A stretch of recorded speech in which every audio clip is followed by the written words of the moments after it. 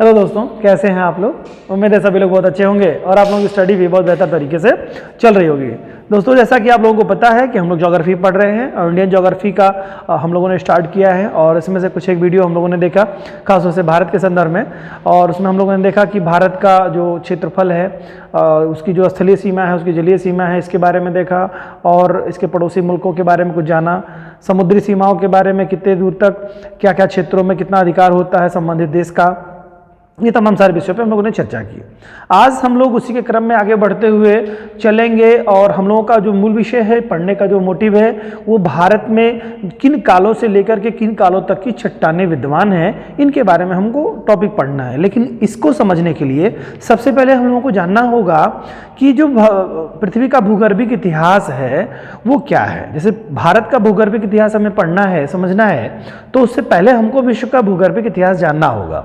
तो आज हम लोग देखेंगे कि भूगर्भिक इतिहास क्या है और भूगर्भिक इतिहास में जब हम देखेंगे तो उसमें हमको पता चलेगा कि जो पृथ्वी की उत्पत्ति हुई और तब से लेकर के आधुनिक समय तक में कौन कौन सी चट्टानें किस किस कालक्रम में बनी हुई हैं, इसके बारे में हम लोग देखेंगे।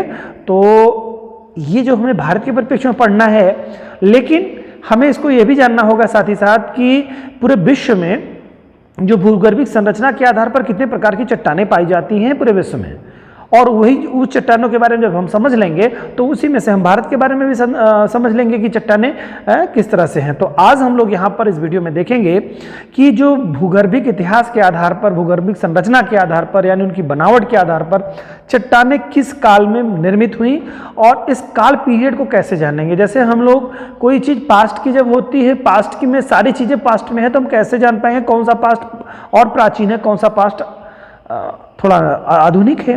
तो इसको समझने के लिए हमें जाना पड़ेगा यूरोप के भूगर्भिक इतिहास के वैज्ञानिकों ने जो क्लासिफिकेशन किया है उस संदर्भ में हम लोगों को देखना और समझना पड़ेगा।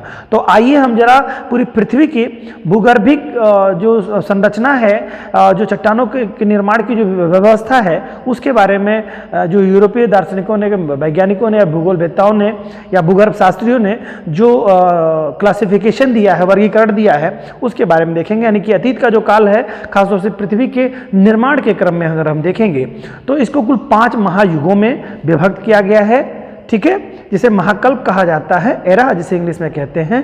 5 महाकल्पों में विभक्त किया गया है। इसके अलावा 4 युगों में विभक्त है और 16 शकों में या कालों में यानी पीरियड में विभक्त किया गया है कुल। तो आज हम लोग इसी के बारे में देखेंगे कि 5 महाकल्प कौन कौन से हैं। इसके अलावा हम लोग देखेंगे 4 युग कौन कौन से हैं, ठीक है, प्राइमरी युग, सेकेंडरी युग, टर्शियरी युग, ठीक है, ये सब युग जो हमारे चारों हैं, ये युगों के बारे में हम लोग देखेंगे।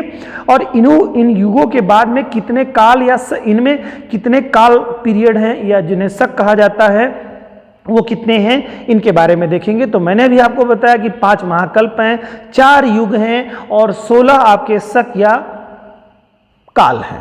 इनके बारे में हम लोग आज चर्चा करने जा रहे हैं, यही चीज़ें समझेंगे। इसी में से ही भारत के इसी में ही हम कुछ बताने की कोशिश आपको करेंगे कि कौन कौन से इसमें से भारत की कौन सी चट्टानें निर्मित है इस कालक्रम में। हालांकि आप लोग उस वीडियो को देख लीजिएगा बच्चों जा करके, जिस काल में मैंने आपको बताया कि जो 4 तरह की हलचलें हुई हैं, चर्नियन हलचल से लेकर के और जो तमाम सारी हलचलें हैं, इसके लिए मैंने एक वीडियो पहले आप लोगों को बना करके दे दिया है।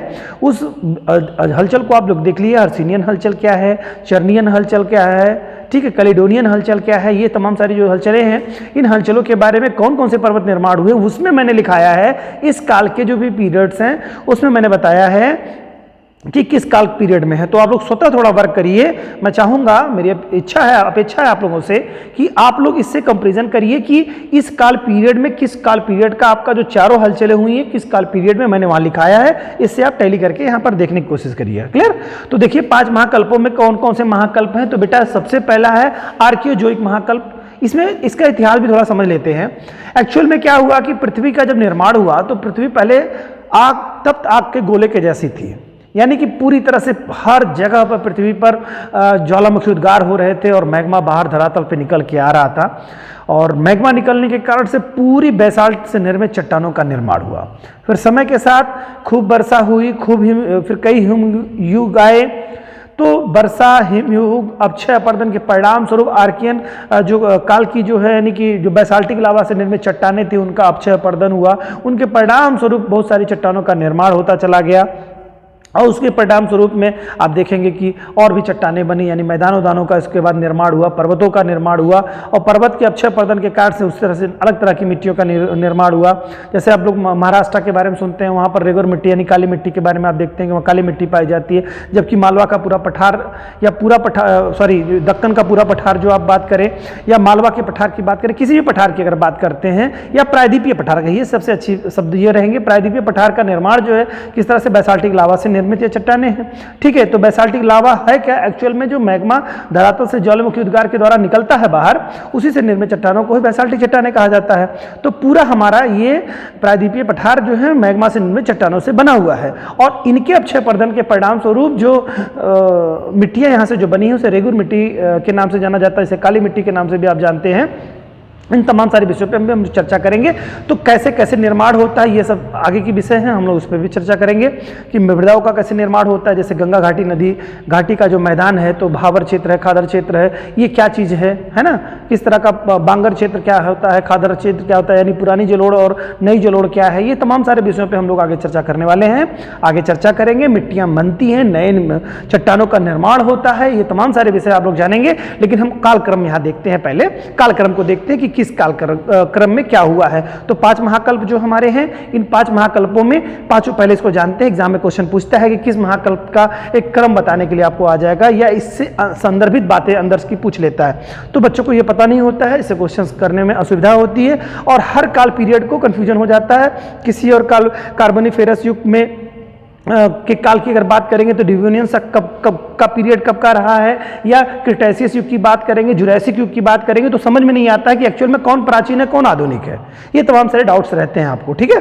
तो आज हम लोग इन सब डाउट्स को भी क्लियर करने वाले हैं। आइए स्टार्ट करते हैं कि कौन कौन से महाकल्प हैं। तो 5 महाकल्प हैं। एक तो आपका आर्कियोजोइक महाकल्प है, जिसे हम लोग आर्कियोजोइक एरा के नाम से जानते हैं। दूसरा महाकल्प है प्रोटीरोजोइक महाकल्प के नाम से जिसे जानते हैं, और तीसरा हमारा महाकल्प है पेलियोजोइक महाकल्प के नाम से जानते हैं, और चौथा हमारा है मेसोजोइक महाकल्प, और 5वें में फिर हम लोगों ने 2 काल उसको बांट दिया है, 2 क्रम में बांट दिया है। 5A के तहत हम लोगों ने देखा सिनोजोइक महाकल्प है, और इसके बाद में नियोजोइक महाकल्प है। तो इस तरह से आप देख रहे हैं कि यहाँ पर 6 महाकल्प दिखाई दे रहे हैं, लेकिन एक्चुअल में क्या है, यहाँ पर कुल 5 ही महाकल्प हैं बच्चों, 5 ही महाकल्प यहाँ पे हैं। कौन कौन से हैं आपको? एक तो आर्कियोजोइक महाकल्प याद रखिएगा, दूसरा प्रोटोरोजोइक महाकल्प, तीसरा है पेलियोजोइक महाकल्प, और चौथा है मेसोजोइक महाकल्प, और 5वें का पहला है आपका, यानी 2 भागों में, चूंकि 5 बटा हुआ है हमारा, इसमें क्या है 5 यहाँ कर लेंगे, 5वें का 2 भागों में बटा है। एक तो सिनोजोइक महाकल्प है बच्चों, और दूसरा आपका नियोजोइक महाकल्प है, ठीक है। इस तरह से कुल टोटल हमारे 5 महाकल्प हुए।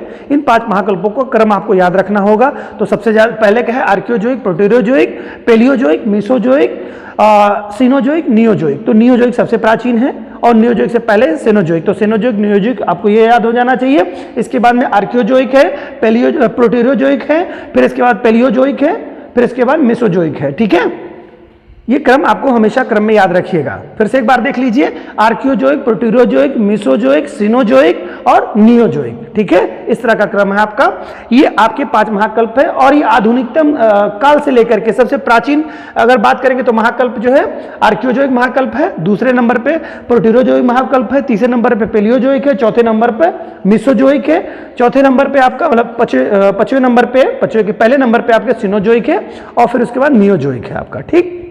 ये क्रम बिल्कुल याद होना चाहिए। अब इनके भी अगर हम बात करेंगे तो इसमें से जो 5 हम लोगों ने देखे, ठीक है, 5 में से पहले के 2 कौन कौन से, आर्कियोजोइक और प्रोटेरोजोइक में हुआ क्या कि उस समय चट्टानें गर्म हुई थी, और गर्म होकर के वही ठंडी हो रही थी, और चट्टानें गर्म होकर के ठंडी हुई, और बस यही काल हुआ। 2 कालों में यही 2 घटनाएं हुई आपकी मूल रूप से, और उसमें मतलब वहां पर जीव नहीं उत्पन्न हो पाए थे, जीव और वनस्पतियों का धरातल पूरी तरह से अभाव था। तो ये दोनों काल जो आपके हैं आर्कियोजोइक महाकल्प और प्रोटेरोजोइक महाकल्प में क्या रहा है, इसको संयुक्त रूप से प्री कैम्ब्रियन युग के नाम से जाना जाता है, प्री कैम्ब्रियन महाकल्प के नाम से जाना जाता है इसको। अगर आपको कहे कि प्री कैम्ब्रियन महाकल्प की बात करें, जैसे कि हम लोगों ने लिखा है चर्नियन हलचल कब हुई, तो उसमें हम लोगों ने लिखा है प्री कैम्ब्रियन महाकल्प में चर्नियन हलचल हुई, ठीक है। तो चर्नियन हलचल किस काल में हुई, तो प्री कैम्ब्रियन युग। अगर मान लो प्री कैम्ब्रियन युग नहीं दे रहा है, वहां पर आर्कियोजोइक महाकल्प दिया है तो भी सही है, और प्रोटेरोजोइक महाकल्प की बात कर रहा है तो भी सही, क्योंकि दोनों के संयुक्त काल को ही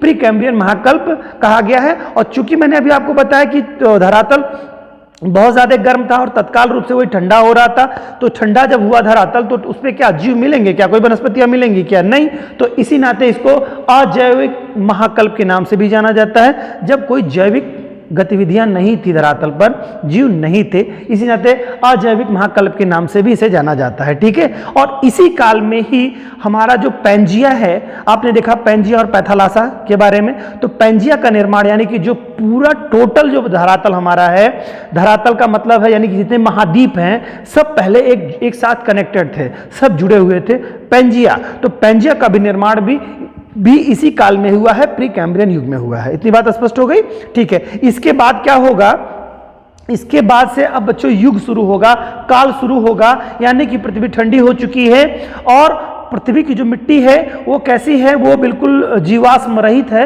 वहाँ जीवाश्म नहीं है, वनस्पतियाँ नहीं है। अब इसके बाद पृथ्वी ठंडी हो चुकी है और अब सामान्य रूप से इस पे जो है जीवन यापन शुरू होगा, वनस्पतियाँ आएंगी, जीव आएंगे, इस तरह के समुद्री जीवों का विकास होगा और तमाम सारी चीज़ें धीरे धीरे इसके बाद के क्रम में चलेंगी। तो ये ध्यान रखिएगा कि ये प्री कैम्ब्रियन युग या अजैविक महाकल्प या कहीं आर्कियोजोइक और प्रोटीरोजोइक महाकल्प में कुछ भी ऐसा नहीं था धरातल में, और कुछ भी जीव बिल्कुल नहीं थे। उसके बाद से ही सारी चीजें शुरू हुई। इसी कारण से इसे युग की श्रेणी में नहीं रखा जाता है, इन दोनों को युग की श्रेणी में नहीं रखा जाता है। और उसके बाद का जो काल आता है, यानी दो काल खत्म हो गया तो हमारा बचा पेलियोजोइक और मिसोजोइक, और फिर इसके बाद में सिनोजोइक और नियोजोइक बचा। तो हमारा यहां से महाकल्प की बात करेंगे, युग की अगर बात करेंगे तो पहला युग हमारा पेलियोजोइक से शुरू होता है। इसी नाते देखिए यहां पर प्रथम युग है, शुरू हो रहा है, तो आप कंफ्यूज बिल्कुल अब नहीं होंगे कि युग कहां से स्टार्ट हो रहा है, क्योंकि युग की स्टार्टिंग तो जब होगी जब जीव और वनस्पतियां धरातल पे आएंगे। तो पहला युग यहीं से शुरू हो रहा है बच्चों, यहीं से ही शुरुआत हो रही है, जीवों की स्टार्टिंग हो रही है, ठीक है। इसी नाते से प्रथम युग यानी प्राइमरी एपॉक कहते हैं इसको, ठीक है, प्राइमरी एपॉक कहते हैं इसको, या पेलियोजोइक महाकल्प में जो एपॉक कहते हैं। इसको देखिए, एक बात ये समझ लीजिएगा, पेलियोजोइक ही ऐसा एक काल है कि जिसमें जिसको कई कालखंडों में बांटा गया, मूल रूप से 6 कालखंडों में इसको बांटा गया है। इन 6 पे हम लोग चर्चा करने वाले हैं आगे। इसको समझ लेना है आपको कि पहला युग जो है, युग की शुरुआत यानी कि जब जीव जंतु और वनस्पतियां आएंगे भाई तभी युग काल की शुरुआत होगी। तो पहला पीरियड यहां से शुरू हो रहा है, ध्यान रखिएगा, ये पहला पीरियड में मिस्टेक बिल्कुल नहीं होनी चाहिए। इसी नाते ही हमेशा जब भी कंपेरिजन किया जाता है तो इसका जो पहला कल्प है 6 कालखंडों में हुआ है, कौन, प्रथम युग को 6 कालखंडों में बांटा गया है, या कहिए पेलियोजोइक महाकल्प को 6 कालों में बांटा गया है, ठीक है, 6 पीरियड्स में बांटे गए हैं। और पहला इसका पीरियड है कैम्ब्रियन युग, इसी कारण से ही कैम्ब्रियन युग इसका पहला है, इसी कारण से इसके पहले वाले काल को प्री कैम्ब्रियन महाकल्प के नाम से जाना जाता है। ये कैम्ब्रियन कल्प है ना, कैम्ब्रियन शक है, तो कैम्ब्रियन शक से पहले का जो पीरियड है वो क्या हो जाएगा, प्री मतलब पहले वाला महाकल्प, ठीक है, प्री कैम्ब्रियन महाकल्प इसी नाते कहा जाता है। तो आर्कियोजोइक और प्रोटेरोजोइक महाकल्प को संयुक्त रूप से प्री कैम्ब्रियन युग इसी नाते कहा जाता है। अब यहां से कैम्ब्रियन युग का मतलब हो गया प्रथम युग, या कहिए पेलियोजोइक का शुरुआती काल हो गया, ठीक।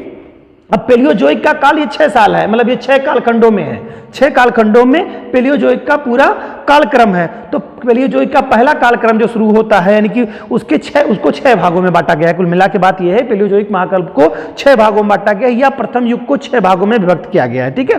पहला भाग है कैम्ब्रियन शक के नाम से जाना जाता है, दूसरा आपका है ऑर्डोविशियन शक के नाम से जाना जाता है, और तीसरा बच्चों है सिल्यूरियन शक, और चौथा है डिवोनियन शक के नाम से जाना जाता है, और पांचवा है कार्बोनिफेरस युग शक या युग या काल कहिए उसको, या और छठा आपका है परमियन शक के नाम से जाना जाता है। तो कुल 6 महाकाल है, 6 काल है इसमें, जिसके नाम आपको याद होने चाहिए। प्रथम युग में 6 महाकल्प हुए हैं आपके, सॉरी पेलियोजोइक महाकल्प में 6 काल हुए हैं, 6 काल कहिए या इसे शक कहिए, ठीक है, शक या काल मतलब वही बात हो गई, काल यानी पीरियड की बात कर रहा है, इसको काल भी कह सकते हैं, ठीक है।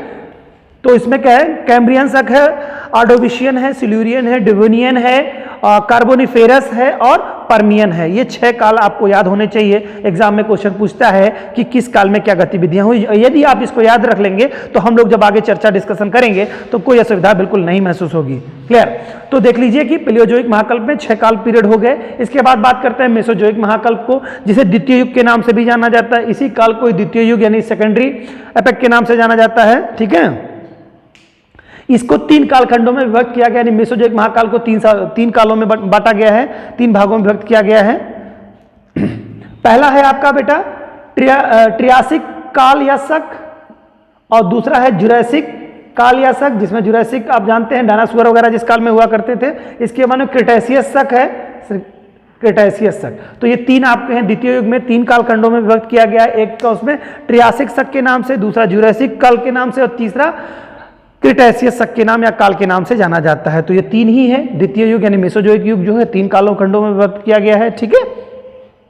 और इसके बाद में हमारा जो आपका आता है उसको देखेंगे, हमारा आ रहा है वो सिनोजोइक महाकल्प है। अब चूंकि इस कल्प को मैंने कहा ना, 5वें कल्प को 2 भागों में विभक्त किया गया है, सिनोजोइक और नियोजोइक। तो सिनोजोइक इरा जो है आपका यह महाकल्प है, इसको ही इसके पहले भाग को तृतीय युग यानी कि टर्टियरी एपिक के नाम से जाना जाता है इसको, ठीक है।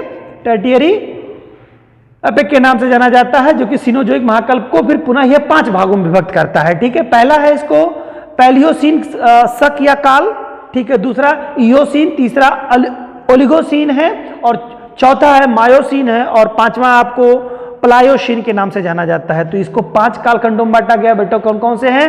पैलियोसीन शक है, इयोसीन शक है, ओलिगोसीन शक है, मायोसीन शक है, और अगला छठा 5वां जो है प्लायोसीन शक के नाम से जाना जाता है। तो यानी कि 5 कालखंडों में इसे बांट दिया गया है। तो जरा आप देखिएगा कि ये 5 कालखंडों में यह विभक्त है। कौन सा? पैलियोजोइक महाकल्प या प्रथम युग को, सॉरी 6 है बेटा, पैलियोजोइक महाकल्प जो है या प्रथम युग 6 कालखंडों में विभक्त किया गया है, ठीक है। मेसोजोइक या द्वितीय युग के नाम से जिसे जाना जाता है, ये 3 कालखंडों में विभक्त किया गया है। फिर सेनोजोइक की बात करते हैं, जिसे टर्शियरी तृतीय युग के नाम से जाना जाता है, ये 5 कालखंडों में विभक्त किया गया है। पांचों ही कालखंड बहुत ही महत्वपूर्ण है, क्रमबद्ध तरीके से इसको आपको जानना होगा। इसके बाद आपका नियोजोइक महाकल्प आता है बच्चों। नियोजोइक महाकल्प को जिसे चतुर्थ युग के नाम से जाना जाता है, क्वार्टेनरी एपिक के नाम से जिसे जाना जाता है, हम लोग चौथा काल इसको कहा जाता है। तो चतुर्थ युग के नाम में के चतुर्थक युग इसको कहा जाएगा बेटा, चतुर्थक युग, ठीक है। चतुर्थक युग के नाम से जाना जाता है। इसमें 2 कालों में विभक्त किया गया है बच्चों इसको। एक तो है प्लिस्टोसीन शक और दूसरा होलोसीन।